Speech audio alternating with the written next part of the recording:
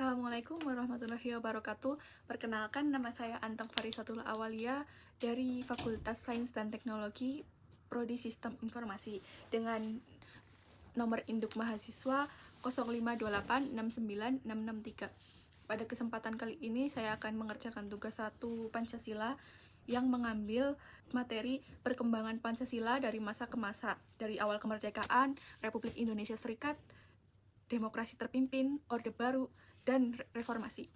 Pertama adalah pada masa awal kemerdekaan. Pada awal kemerdekaan berlangsung dari tahun 1945 sampai 1949. Peristiwa penting yang terjadi pada saat ini adalah Pancasila secara resmi ditetapkan sebagai dasar negara dalam pembukaan Undang-Undang Dasar 1945.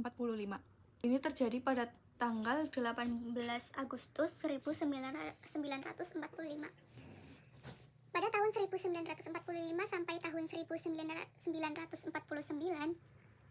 Indonesia masih berjuang mempertahankan kemerdekaan dari Belanda, agresi militer 1 dan agresi militer 2. Nilai Pancasila yang tampak pada masa ini adalah persatuan Indonesia. Seluruh rakyat berjuang mempertahankan kemerdekaan Indonesia pada saat itu. Selanjutnya, masa Republik Indonesia Serikat 1949 sampai 1950.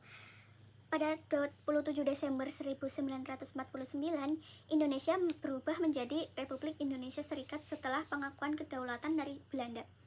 Pancasila tetap ditetapkan sebagai dasar negara, tetapi secara konstitusional digunakan Konstitusi RIS 1949. Masa ini singkat karena sistem federal tidak sesuai dengan semangat persatuan bangsa.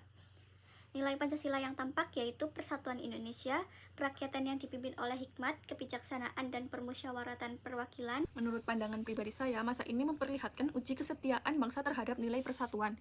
Rakyat menolak perpecahan buatan penjajah. Ini menegaskan bahwa Pancasila benar-benar menjadi dasar penyatu bangsa. Yang ketiga adalah masa demokrasi terpimpin 1959 sampai 1965. Pada tanggal 5 Juli 1959, Presiden Soekarno mengeluarkan dekret Presiden yang mengembalikan Undang-Undang Dasar 1945. Pada tahun 1965, terjadi peristiwa G30 SPKI yang menandai akhir masa ini. Nilai Pancasila yang tampak menyimpang, ketuhanan dan kemanusiaan mulai terpinggirkan karena pertentangan ideologi pada masa itu.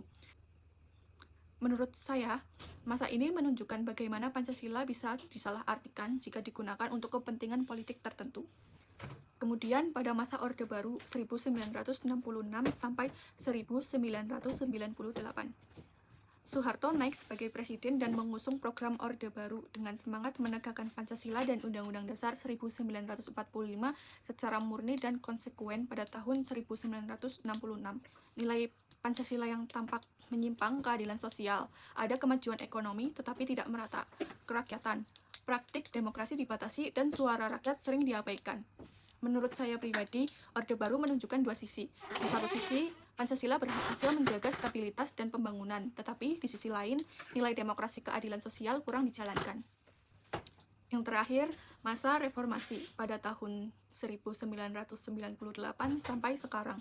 Amandemen Undang-Undang Dasar 1945 dilakukan 4 kali, dari tahun 1999 sampai 2002.